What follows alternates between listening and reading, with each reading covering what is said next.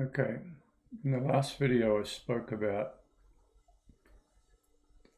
the will and how the will is our problem, and how perception is like a wall or a barrier between us and self-realization. So I spoke about how there's three planes of being: the mental, emotional, and physical, and how they interact with each other and change each other. For example, if I yell at you, you feel, and then you think, and then you might act physically.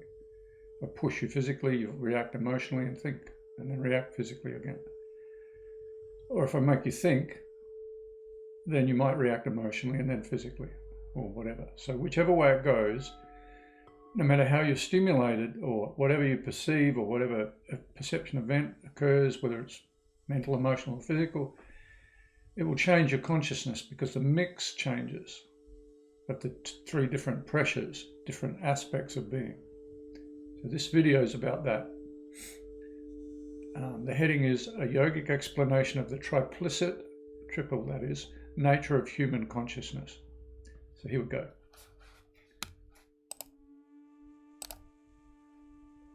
So we tend to think of ourselves as a single being. This is not quite true, as there are three modes of being or bodies that form what might be called a triplicit consciousness. As I said, the three are: 1. The me I refers to as self when I say to myself, I thought that. The I reference in this sentence is the mental body. 2. The me I refer to as self when I say to myself, I feel. This one is called the emotional body. And then there's the me I refer to as self when I say to myself, I will do that. Here we refer to the physical body. Pretty self-explanatory, I would think. So, who is it inside me that is referring to my me as itself? If I say to you, like I said in the other video, visualize an orange and stand back and notice that you're noticing it, and then notice that you're noticing yourself noticing it. That's the one who's referring to the me and I as itself. And because it's referring, it's simply not the me or the I.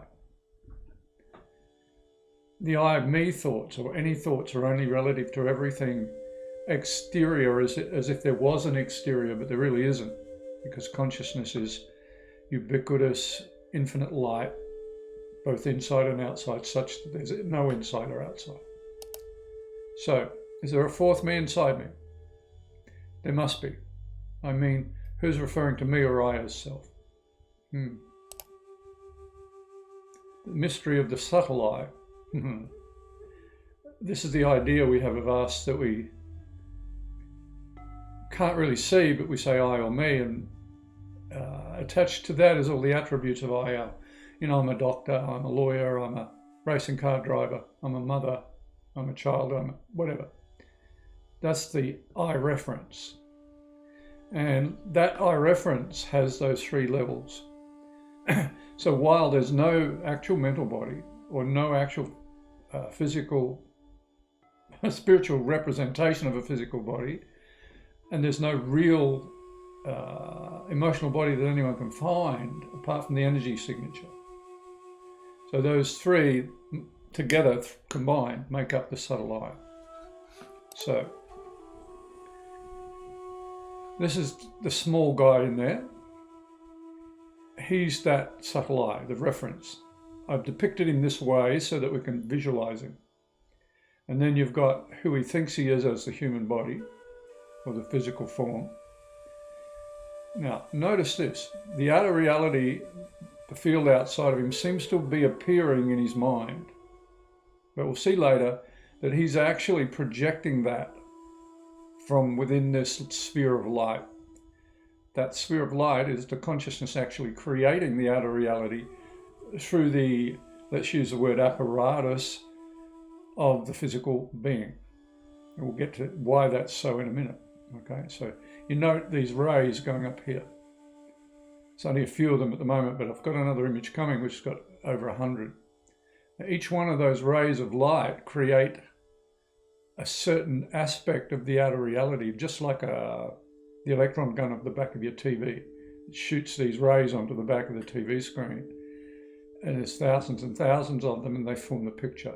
The same thing happens with outer reality and inner reality. See that? So we'll see how that works in a moment. So moving on. These three natures, one, that's the outer reality, himself, and the inner reality, the natures, form a triangle within which we live and have our being. In other words, there has to be somewhere within which we exist, or where are we going to exist? So that those natures actually form the triangle, which is like the three-dimensional reality of being that we experience as our world. So how does perception create the individual self?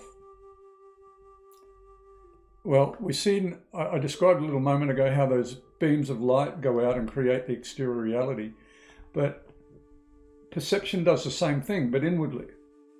So it's like a bounce back of light that builds this perceptor, the percept of self.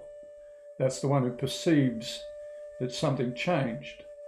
It's the memory self. So we have this percept of self that's prior to the composition of the incoming data into a perception of the outer reality. So that's the percept. That's how perception creates the individual self. Because each moment, that individual self is changed by the experience of the outer reality, and the data coming in is added to and added to, like I described in the last video. The onion layers are built up. I'll pull that down a little bit. Get a bit of picture there. There you go. Okay, so moving on. So here we have our young fellow again. Now, this body here represents who you think you are as a body. You don't think, that thought just appears because this is projected. So it's like a reflection in consciousness of your projection. But you don't project it either. It's caused by the way consciousness bounces back perception or consciousness of itself. So this picture in his mind represents the appearance of the mind as perception happens. Now that means every moment the mind is coming into being and being added to and changed by perception, and nobody's got any control over that unless you're dead. So when we're asleep, that's missing, but there's only 25% of that from our senses that are awake a little bit. For example, somebody knocks on the door. If you weren't awake 25%, you wouldn't hear it. Now, the other 75% that's missing is filled up by the memory, and that's dream.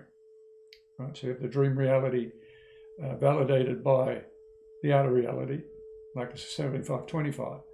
Now, on the other side of it, when we're awake, it's 25% memory and 75% perception or data from the senses. But if you ask me what I did yesterday, then that slides down into the 40-50 into the memory state, and then I might be 50% aware of what's going on outside of me while I search my memory for what you want me to tell you I did yesterday or how I felt about what happened yesterday. So we shift back and forward between the dream state and the waking state, and there's no real point where we stop, we shift, right? So our perception is constantly altering. Our consciousness is constantly moving and altering, because that's the nature of consciousness. It moves and shifts like this. But it doesn't just move in a linear sense, it expands and contracts. Like it expands more into the outer reality, or it contracts into the inner reality. So that's how it works. It's not linear. Like each line you see in this picture here, you could say is a timeline. For example, it takes less time to reach here than it does to reach way out there. So these timelines mean that perception and the mind is time. Time is mind and mind is time. Or consciousness is actually time in motion. That's exactly what it is.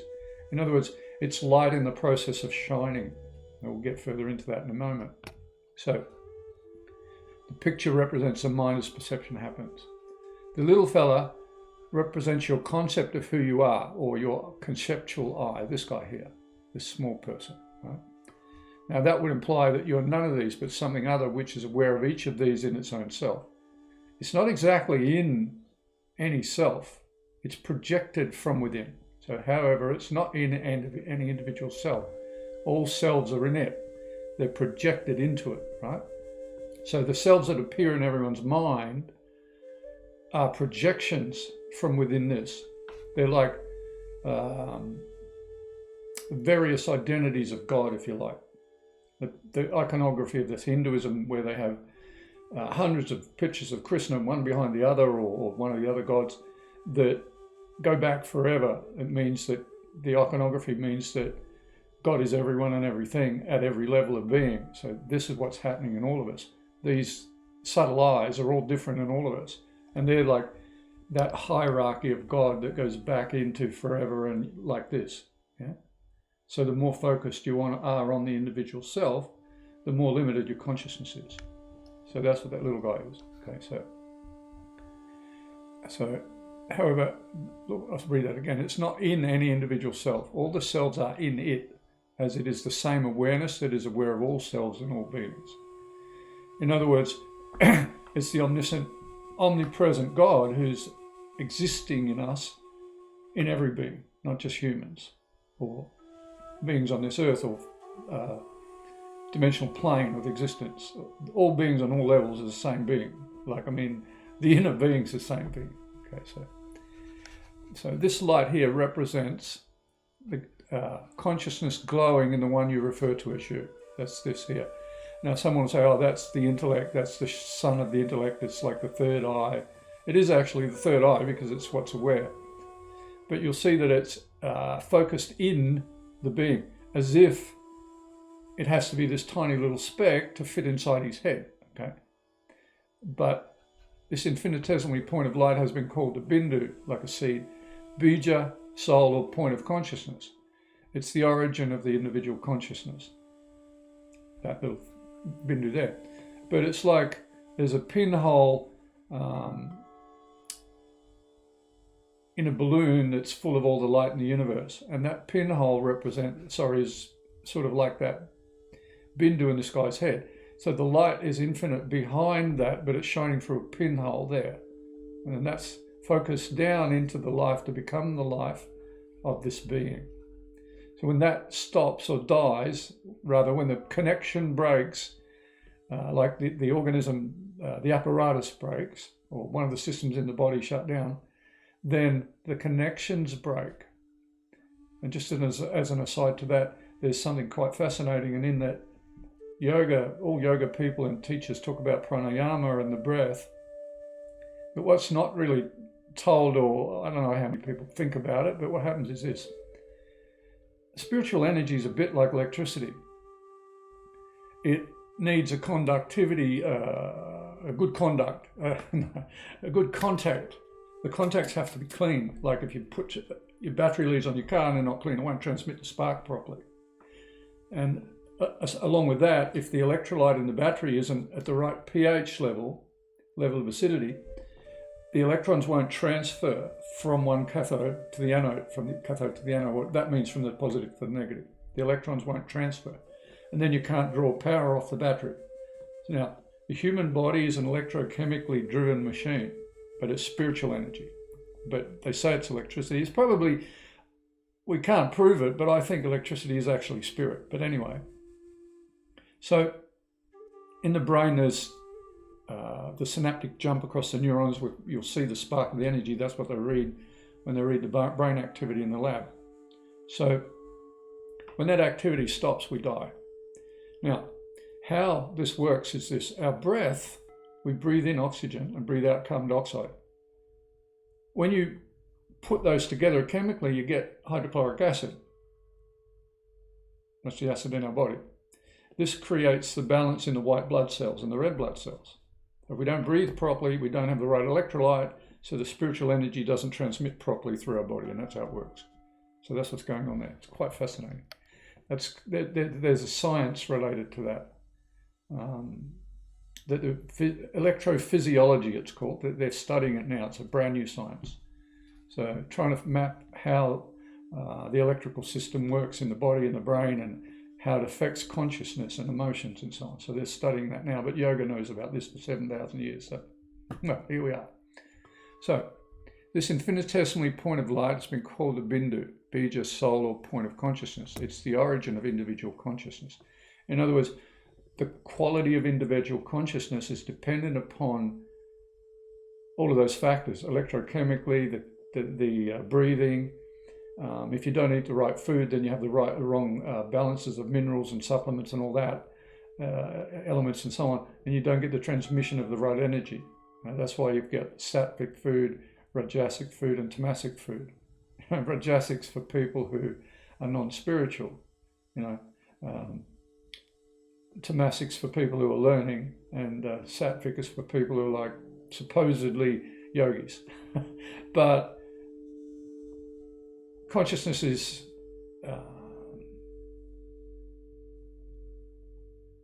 able to transcend those levels. We'll get into that another time, but let's just move on. So we're never wholly or completely identified with one of these. There always remains an aware self, noticing or witnessing the play of consciousness.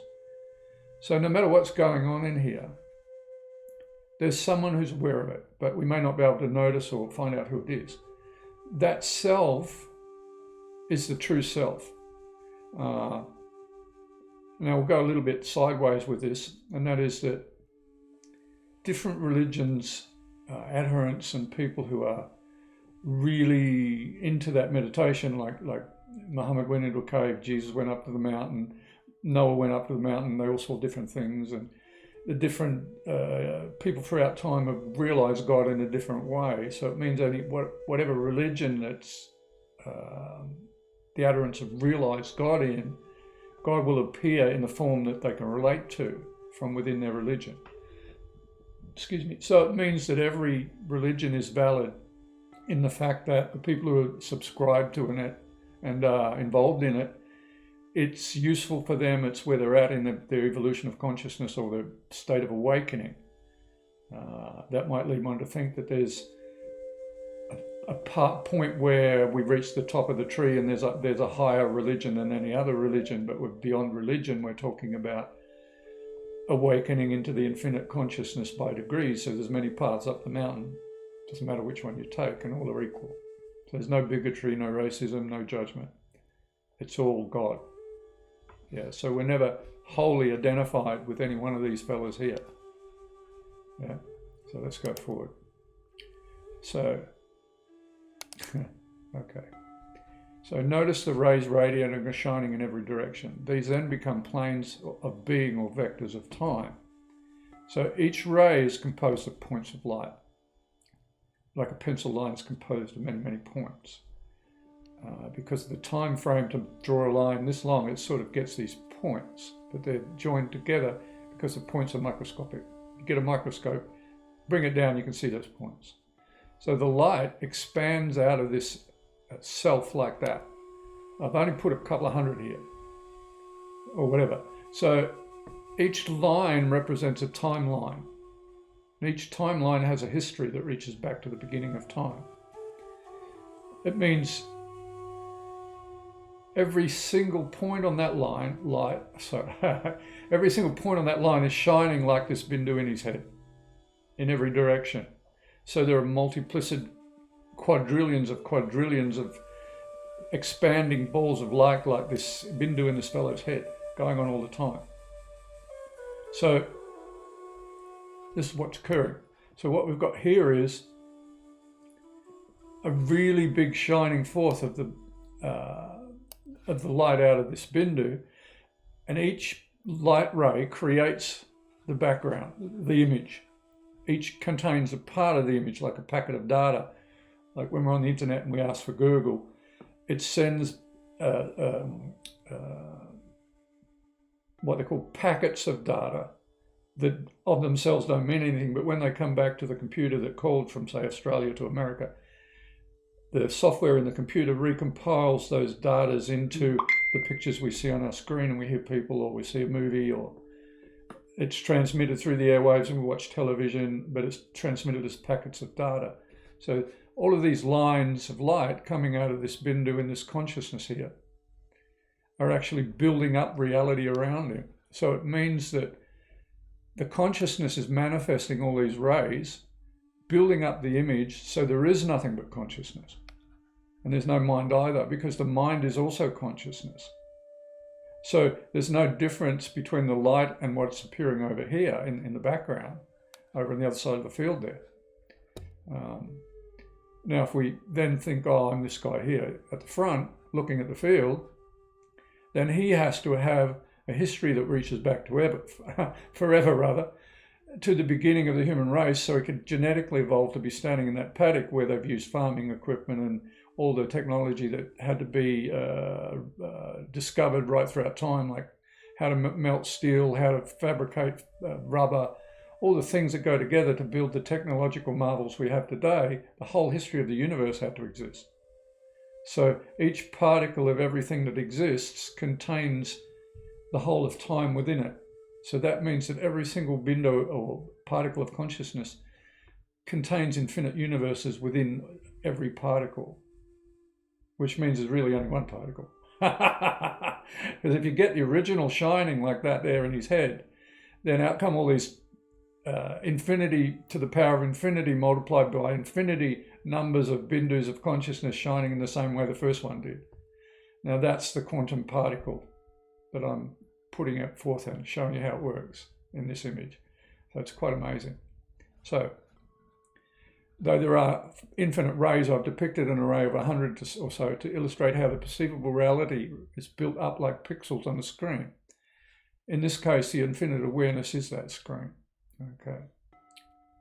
So the light emanating from the infinite background behind this little dot in his head becomes the bindu when it's focused through the soul or eye, and then flashes out like a laser light and builds up the outer reality. The same exact thing is happening in the monitor you're watching. The image is blasted onto the back of the screen, electron by electron, and to build up what you see. You see me there, that's made of electrons. Every particle of light. And each particle of light is one of these bindus of consciousness. That means consciousness is contiguous, ubiquitous, and omnipresent everywhere. You can see how that works by this image.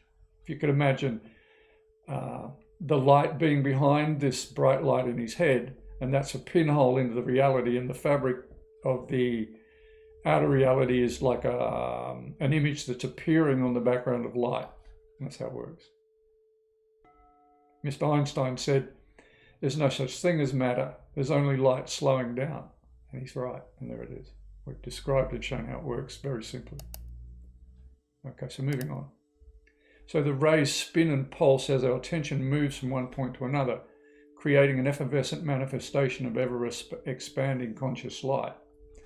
As I've described here, it's expanding forever.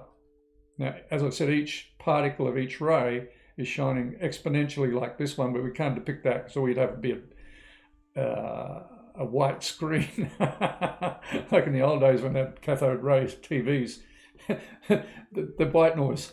Yeah, so that's all you'd have. But yeah, using these tools we've got today, this technology, we have the ability to depict and describe things very easily.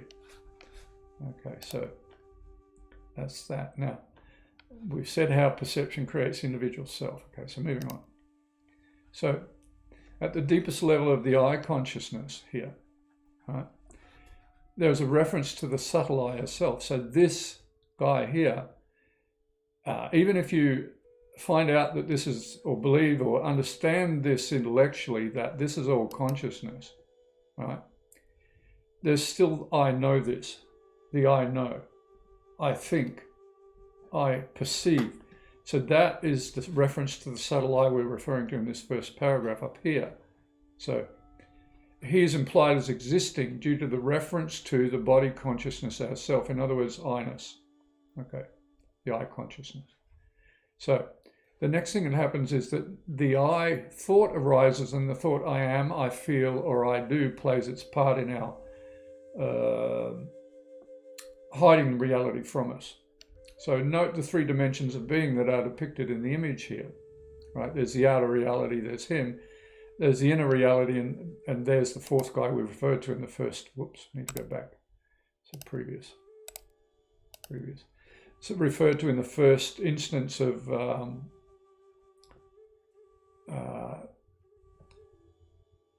there being another self that's watching, a fourth guy on the who is he? We've got to find out, okay? So appearing in no particular order here, so here's the complete entity instantiated as that I of three states called me. That's me. Like I've got all these me's in me. Come back forever. Okay. So this guy here is that about which it is said, or rather this light is that about which it is said, this is my soul, by reference though, unspoken to the triple body composite as self. So it's like saying, my soul. So who's the person in the word my here? If I'm looking at the soul, there has to be someone else believing that he owns it. Who's the owner? So we're going to find that out too. So, I feel it in my soul. Who's this one that feels? I think. Who is that thinker? Okay. So the subtle I depicted in this image, this self is composed of 3 modes of consciousness, this guy here. He doesn't exist as such, it's just the 3 different levels of energy that create or imply that he exists. So he's composed of the 3 modes of consciousness, physical, mental, and emotional consciousness. Okay. So as the rays of light depart from the center, they form angles, like from here to here. Okay. And vectors of presence.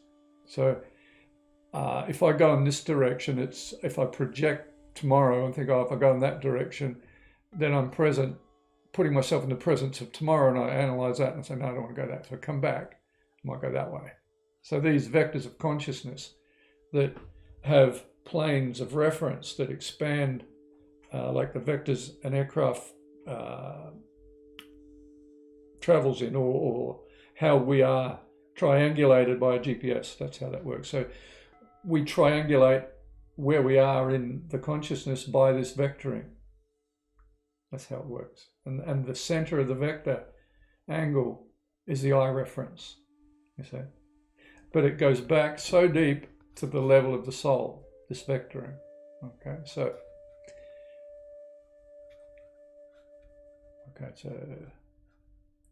where are we? Okay, there. So that's what this means. So the vectors of presence, each line being composed of countless other points of conscious light. So there you are. So we'll change this up a bit. Now this is one vector, okay, where there's an emotional plane, a mental plane, and a physical plane, which give reference to I'm going to think, feel, or do, okay. Or as I said earlier, if I touch this side of the triangle here, or that one, then the opposite one's affected over here, and the plane on the bottom's affected by both. So no matter where I try to touch this, it's going to affect him inside there.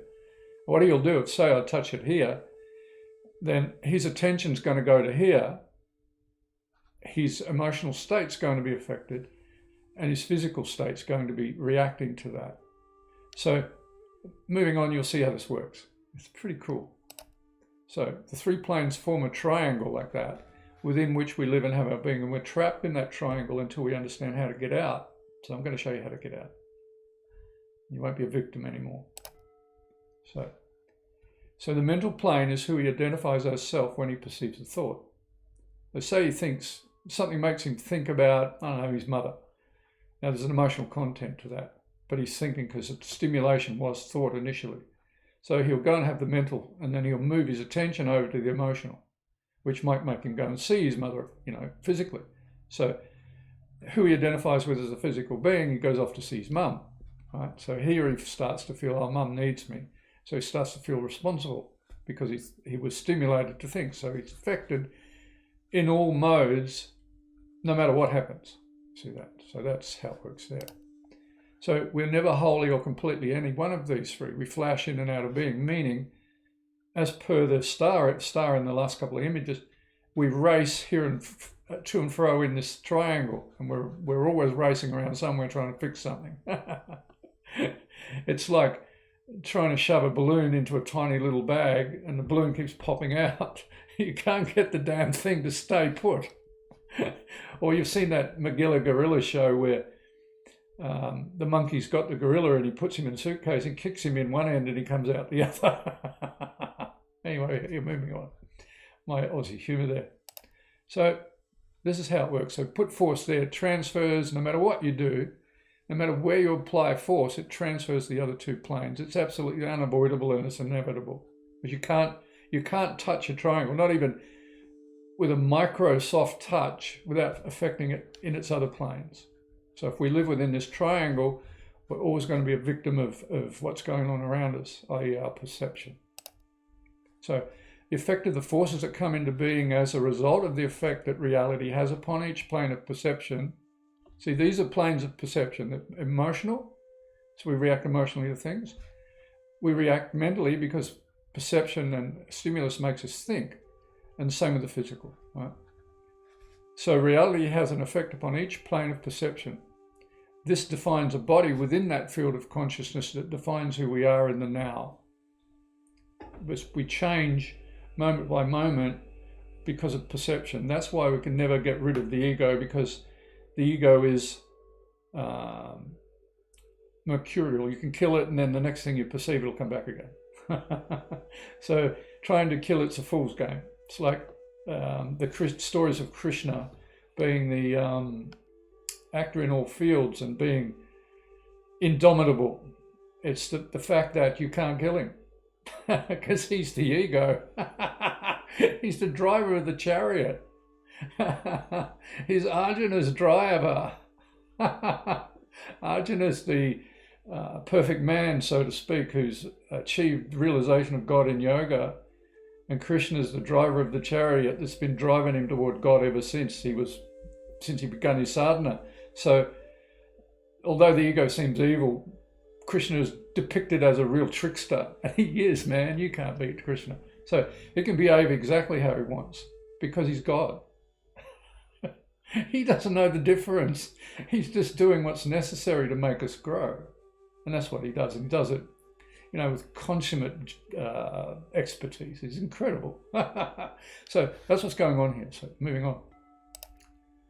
So the mystery of the beginning of suffering. Interesting.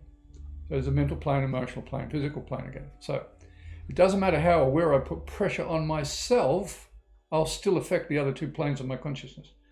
So regardless of its inside or outside pressure, it still affects the inside consciousness, the result. It's like the quantum of the energy changes the outcome. That's how it works.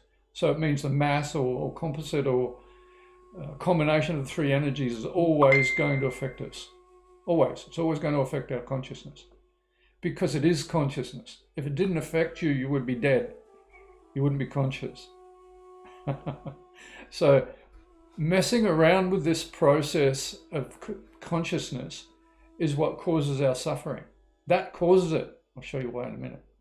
Okay, so suffering comes into being the very moment that the idea of me or I arises. Why, I wonder why that might be. Well, because you change constantly due to every moment or nanosecond of perception, who you think you are is always changing, but you fight to keep him the same as he was yesterday. And that's your problem right there in a nutshell.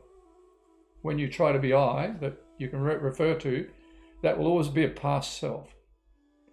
Always. Because there's no me in now. In this now, there's no me. There's no I, and there's no future. It hasn't occurred. Future hasn't come yet. The past has gone back into the past. So yesterday doesn't exist. In fact, because of the way these rays of consciousness expand out of us, the minute we move one micrometer from, if I turn my head, just a millimeter or micrometer, right? If I move like that, then what I was looking at has now disappeared forever. That's the past. Where I was looking there, that's the past. If I turn around, yeah, see, I'm looking in the mirror, in the camera there, and the door behind me and the chakra sheet appearing over there, right? That's behind me. It's in the past, right? And the camera's picking it up. That's how cameras work. They pick up light, which is traveling. So, but to me, the watching consciousness, because I'm forward looking, doesn't exist until I turn around. What I'm looking at is memory, the past. So when I turn around, it changes. So every time my eyes move 1 millimeter or my face or head moves like that, a whole new universe is coming to being instantaneously. It's incredible.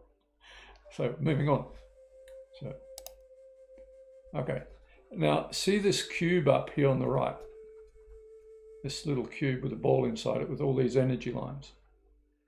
And this is a mathematical representation of the instantiation or positionality of that sphere inside the cube coming into being because of the multiplicit vectors of all these energy lines or light. So it's shining, right? This is the mathematical equation that you can nut out if you're a genius that describes this mathematically. So it's all there. I'm not a mathematician, but I thought this was pretty cool to put that on there. And those people who can understand it, it's there for them. Okay, so there's a science behind it, and if we look at vector science, it describes precisely how this works. Okay, so moving on. So the combination of forces instantaneously create a concentrated point of focus. So that means pressure here and like there, the sum of the forces transfer brings a point of reference to say here where the cursor is. That's what this ball means inside this cube. So the force transfers, and because of the different forces transferring back through the triangle, create a pool or vector of force that might be there, for example, depending on where the triangle was touched out there. Now, that will move him to there, you see? So that's what moves our attention around. That force of experience through consciousness moves our attention around automatically. What we're trying to do in yoga is not be affected by this. But as long as you identify, you're going to be affected. So I'm going to show you how that works and how to get out of that little prison that's triangular there. Okay, so moving on. Whoa, you've seen this before on my website. So I say up here, the existence of the spiritual plane becomes apparent only after a degree of harmony is achieved. That's because you get thrown around inside that triangle like the last image described. And because you're thrown around, your attention is on that spot. So you can't see the truth. You can be told it, you can believe in it, but you can't perceive it or experience it because you're doing other stuff over here toward the mental plane or toward the emotional plane. Now, not only does it move sideways and back like a pendulum, these little pendulum ends move up and down the line of their travel. So it might be over here at one point, this one, like those ones up there that are green. Yeah. Or this guy here might be over there. Yeah. So this is positive, this is negative. So it says here, trying to bring the pendulum to the positive is to validate its opposite. So as I said with my fingers in the last video, this positive is negative in context of that. So if you think this is positive, then that's negative. So if you believe that how you feel is how you should feel, in other words, guilty or whatever, then you make the positive negative. So you screw yourself up. I want to be smarter, less emotional. Or I want to be less emotional and smarter. Okay? Or I want to be more centered. So I'll try and fight that. That creates the opposite force instantly. As soon as you fight it, as soon as you try to be anything, as soon as you try to become anything. I once saw a really old show on TV that used to be on called The Monkey King. Anyway, the priest says to him, become nothing. Don't become anything. But how do you become nothing? Are you already nothing? Become nothing. In other words, don't become anything. So it gets a bit confusing. So these riddles that these great masters of the ages past have shared with us can be confusing. So we're going to shed some light on some of those as well while we're at it here. So trying to be positive and trying to correct the negative creates the force you fight.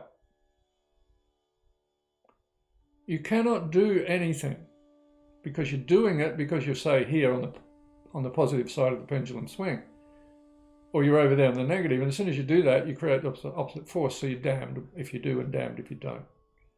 So what you've got to do is let go of both sides. Just drop it. And the triangle disappears, collapses, and you're free. Let go. Yeah? Let go and let God. Just drop it. And then this whole sphere of being opens up and this whole thing disappears and it's irrelevant, you chuck it in the bin. So you practice this letting go by not trying to get the positive, not trying to fix the negative, not trying to win anything, not trying to achieve anything, but not being indifferent. You're being proactive in the fact that your action is in letting go, right? Now, one might say, if I try to let go, isn't that my ego trying that? No, because the ego doesn't want to let go. The ego is one of these negative positions, right? To get the desire to want to let go. Sri Dattatreya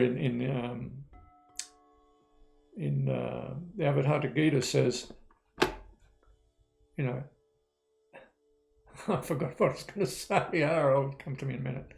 So you can't let go yourself. I mean, the ego can't let go, right? Oh, he said this. He said, the desire for liberation arises in great men by the grace of God, and not otherwise. Now, the grace of God is you have the desire to choose to let go, or to not take the step over that line you've drawn in the sand, which is the center here. Okay, I did it again. It's a little tricky with these PowerPoint images.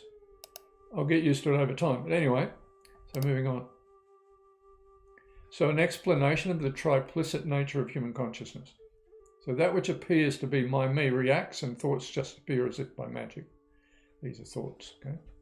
Now, each thought has a relativity to each other plane, like a degree of effect, if you like, or it has connotations to us emotionally and physically. Say that one, for example. They're not just thoughts, they also have connotations to other thoughts, and that's the connections your brain makes. For example, if I say yellow, you might think of a banana or the sun. Or, you know, if I say red, you might think of a red Ferrari or something. Okay, so, and then the emotional content of having a Ferrari, blah, blah, blah. So, I think, but I don't. Oh my God. Oh my God. How's that work? Very simply. Thoughts happen. There's one in your head. I put it there. Nobody thinks, they happen.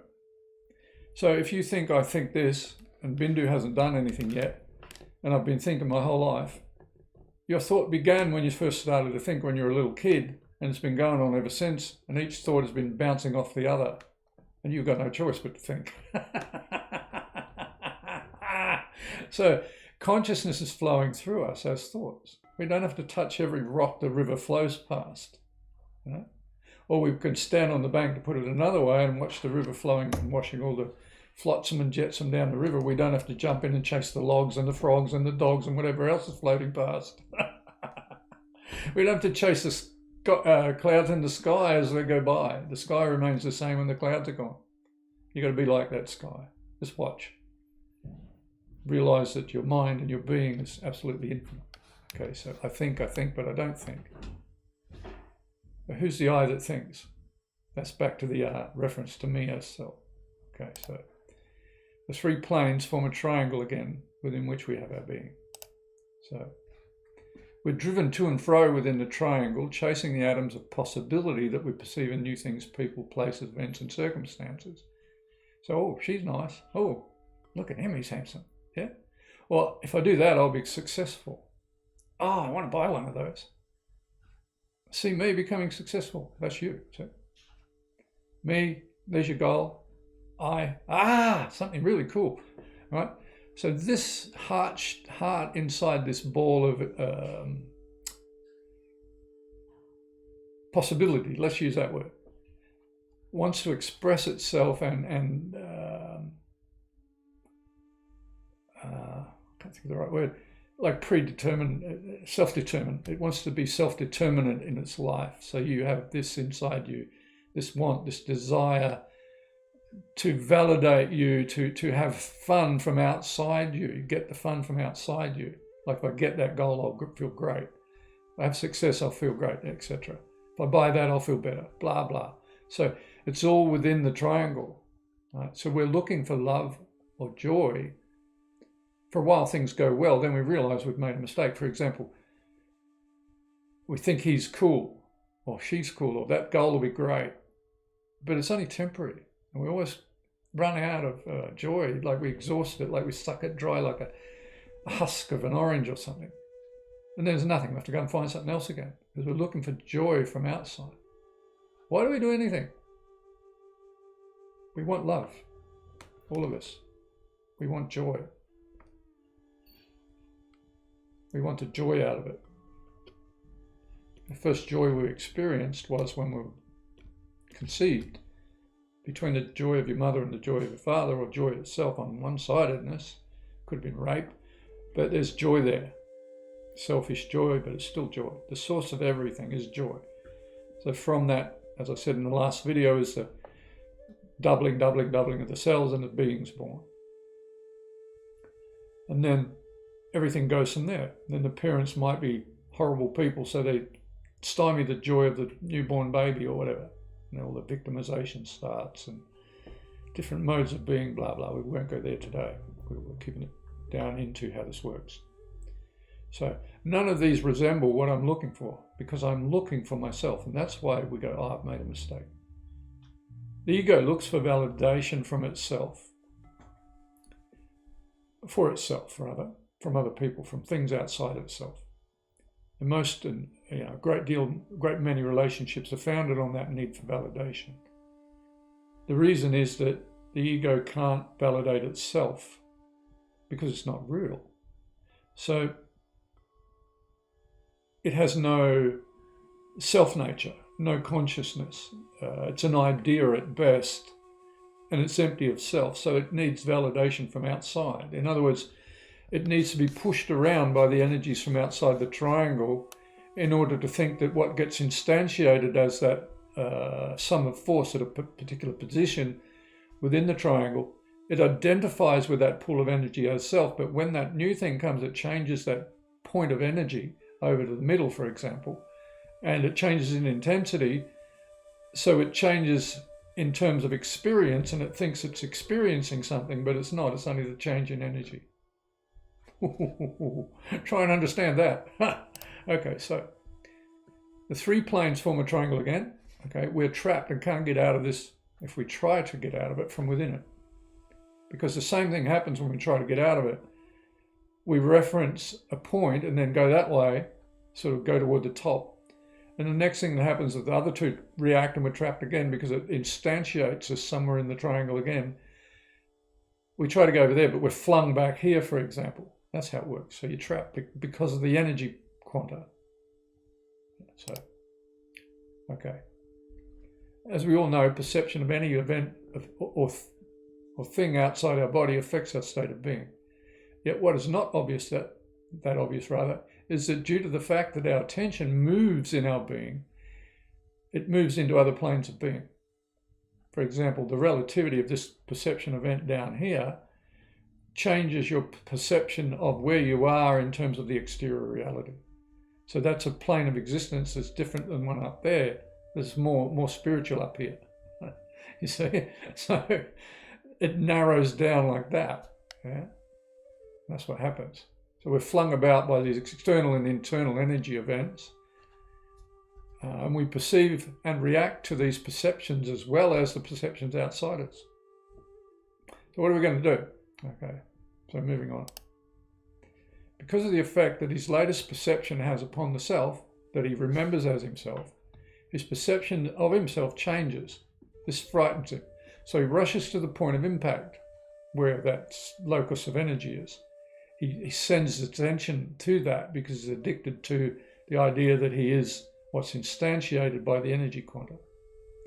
So his very perception terrifies him because he knows it's going to change. So he tries to control the outer reality and how he reacts to the outer reality. You see, but that's his prison. So his perception is his problem. And his will or lack of control, self-control internally, is the reason why he's a victim. So he's flung all out, there he is up there at the top there. He's flung up there, but then he spots two more perception events So he's thinking about blah, blah. So he gets all confused, but these lines are infinite. I'm just to put it this way so it's simple to understand. Okay. So you get the feedback stimulus. This is a image I got out of Facebook. It's close to what I'm describing. So there's the idea, then there's the potential feedback. The black background represents the physical plane. I put that there. But this is the original image. Right? So the courage to change and the willpower equals the guts. Right? So the energy quanta, which isn't described by this triangle, moves you to there, or there, or there, or there. So these triangles just move in relation like a kid's toy that when you move the triangle around, it folds up. Like one of those balls that expand when you pull it, made out of bits of plastic. Yeah, so thought, emotion, feedback, that's what happens. So you swing back and forward on that pendulum plane. Okay, so this is pretty much the same thing. So he's a victim of his own perception. Because we react and because we also perceive and react to our own perception. So that explains why we suffer so much mentally and physically. Mentally and emotionally. So he doesn't realize that the energy field that is comprised of the three energy vectors of force define who he thinks he is. He doesn't realize that. We don't realize that. Right? As the energy field, he tries to control himself. So as the energy field. So he's one of these energy fields and he tries to control himself, which creates an energy wave that affects everything else. So he can't do anything about it. He cannot get out of there if he thinks he exists. Right? Because his own energy or will makes a mess of it. So that's why we're constantly in trouble spiritually, because we run around inside ourselves like the cat on a hot tin roof. Aussie saying. When the tin roof's hot in Aussie, man, you can't get up there, it'll kill you. So the cat runs about when it's in, oh gee, my feet are hot, hot foot, jumps off the roof. So he jumps off the cliff, this guy in the triangle, in some fashion or form, in some way. So yeah, moving on. So this sphere represents one of those perception events expanded. You see how it's different colors. That means it's different feelings, different emotions, different thoughts, like a rainbow. And the colors change like this. They sweep back and forward like an ocean of rainbow colored water, according to the balance of mental, emotional, and physical experience and perception. So this is the bindu. And it gets whiter and brighter the more spiritual you get, because the white light is the source of all light. And when you put white light through a prism, you see all the other colors. So there it is. So when a perception event occurs, it's moved to the level and point that the perception event indicates in terms of threat to who we perceive ourselves to be in the past. E.g., it retriangulates our position in time. What I mean is, an experience now gives reference to something that happened that's similar in the past. So the emotion from that area in the past also plays a part in how we feel now in context of a new experience. For example, we meet someone and we think, oh, that's a nice person. I might be able to have a relationship with this person. And then we feel this good. And that's because it matches something we felt in the past. Now, if we've, as Joe Dispenza put it, if we are addicted to a certain way of feeling or have felt it for such a long time, we are comfortable feeling that way. So we'll feel, oh, this guy's my type or this girl's my type. And because he or she will contribute to making us feel how we used to feel or how we feel when we're comfortable being ourselves. So according to the light there, the colors, that affects us emotionally. So emotions all have a color. Everything has a color. Music has a color. Tone has a color. You study Kabbalah, it's quite fascinating. Yeah, so there you are. So yeah, moving on. So this is self-consciousness is undeniably affected by proximity. In other words, when someone comes into your comfort zone, it's going to affect your consciousness whether they touch you or not.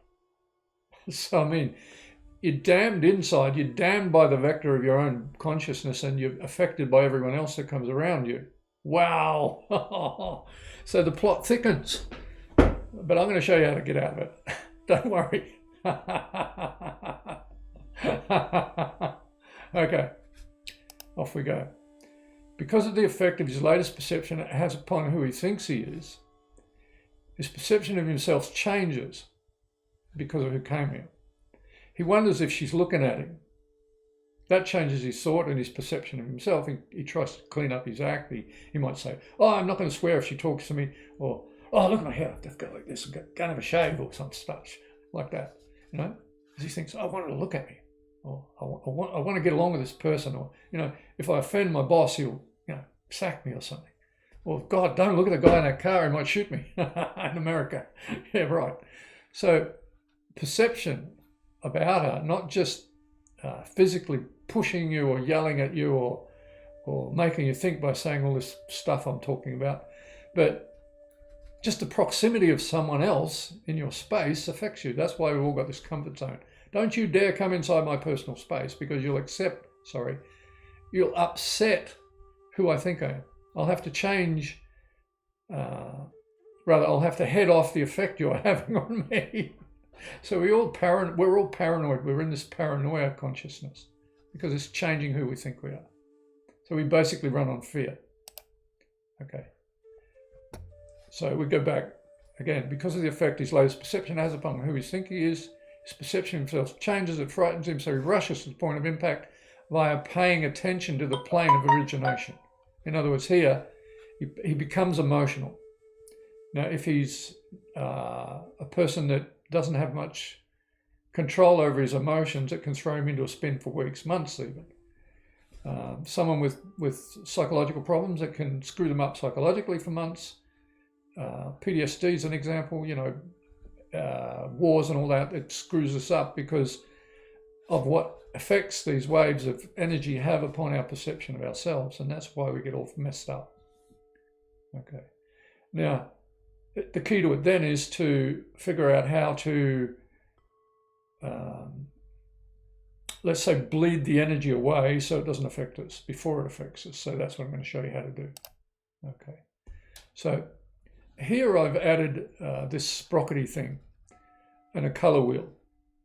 Now, if you think of each angle as one of the vectors but turned around, that's an incoming vector. That's an outgoing vector, right?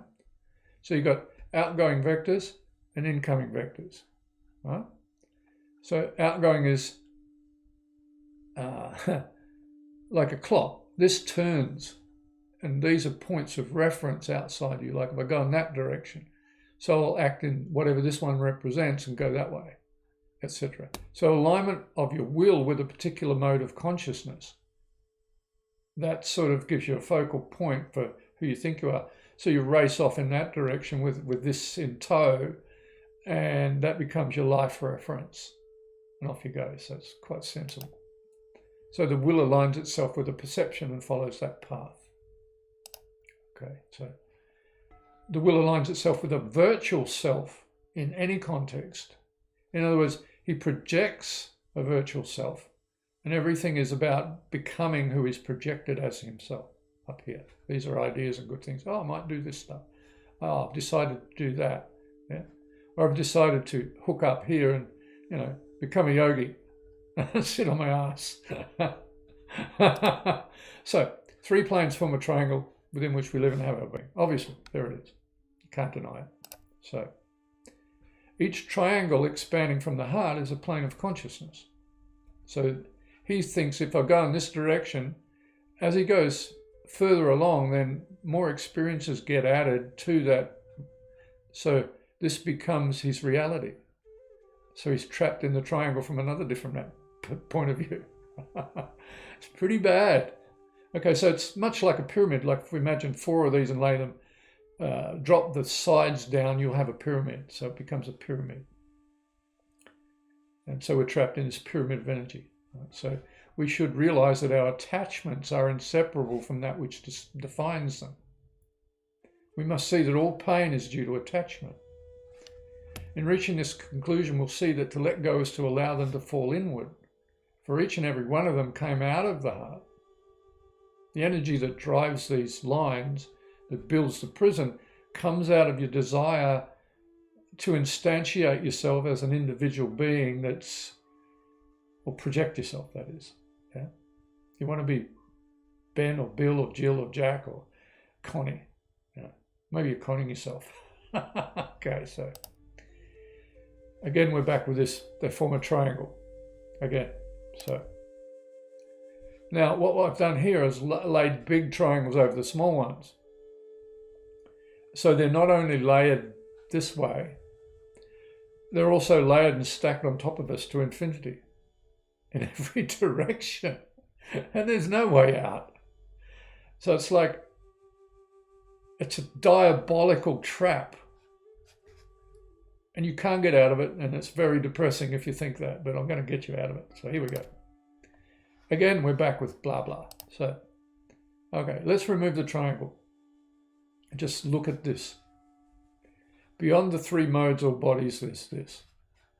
And if we remove the desire to go away from the heart, then all these triangles disappear as well. We're not trying to be this way or that way. We're not trying to be more negative, more positive, or fix this. This is the wheel of karma, by the way. So we go to the heart. We forget about this and say, all right, who decided to do this? It wasn't you, it was God, because the self is God. The ego can't decide to do it because he hasn't got a decision. He's got no will, right? He reacts. That's all he does. So in this case, God's giving you the desire to go back to yourself. And that's what happens. The triangle disappears, and then this whole out thing out here disappears too. So each outward facing triangle signifies an intention toward an outcome, right? So you try and you create an outcome which creates the paradigm which traps you. Again, so in the heart, heart-centered, be heart-centered, Buddha said. So, should the day come when all your attachments are gone, when the entire structure is resolved, nothing will exist to triangulate or position a you. So I'll read that again. Nothing will exist to triangulate or position a you as being or existing. You will then see that you are truly infinite consciousness. Because it's this triangulation paradigm that creates a you that traps you. Whatever triangulates you creates a you, and you're trapped in your own trap. If you listen to Alan Watts, he's always talking about being trapped in his own trap. You can find Alan Watts on YouTube. There's hundreds of videos. He's an incredible man.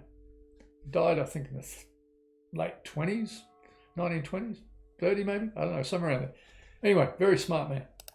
So the three planes collapse along with the force that created them. That's what happens. Bang, gone. Okay, so now this is the beauty. Now, you'll see here in the middle, we've got zero up here. This is zero here. Now, to know what zero is, you have to know what -1 and 1 is. Now, these are like eyes, like I'm more negative or more positive, okay?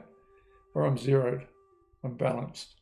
So, to get -2, you need -1 and -3. And the whole thing is infinite, linearly, in both directions. So to get 1, you need 0 and 2. To get 2, you need 3 and 1. You see that? So to get 4, you need 3 and 5, right? To get 5, you need 4 and 6. And that's infinite. And no matter what direction you go in to try and get away from that paradigm, you still need the preceding numbers and the ones before in order to build up the reality that you want to go into. So what I've got here is an expression that directs the attention toward how to understand infinity. It's not linear like these numbers signify, because 0 isn't a number. It's a sphere. It's a concept. In other words, it can be anything. And it's empty, which means it can contain anything. So starting from 0, if we say there's -1 and 1, then 0 is 0. But if we start from 1, meaning the position I want, or the 0 point, then 1 also becomes 0, because that position where we've designated 0 and the position where we've designated 2 yields the result, which is 1. But in context of the 1, meaning the position, it's 0. That's the 0 position in context of 1. And every number then becomes 0. Not just lineal, but every number in vectors away from these circles, or they're spheres actually, any position in vector terms away from this center is zero. So no matter which point you talk about or point at or thing you point at or think about, it's still the 0 point. Now, if you understand this properly, you can understand how the whole universe manifests out of a single particle, or the Higgs boson, or whatever you want to call it. This describes it very, very well. Okay, so as you can see, the series is infinite and dependent upon number itself. This is a lineal description of reality. However, reality is not linear at all. It's multidimensional. And that means it expands in every direction at once. So it means that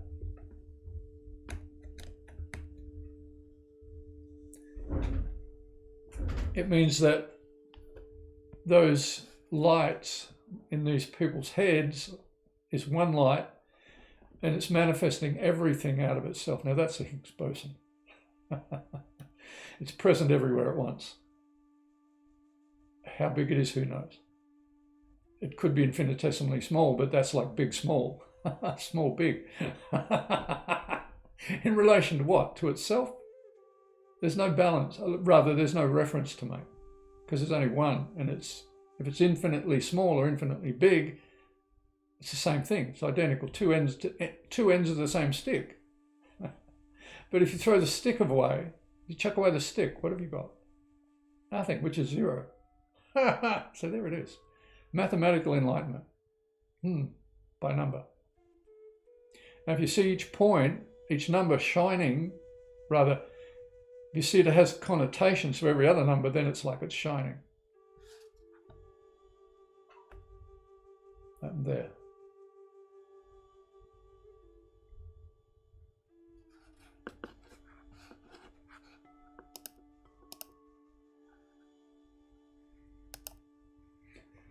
We had a bit of a glitch in the hardware, but never mind, can't ruin this video. We're moving on.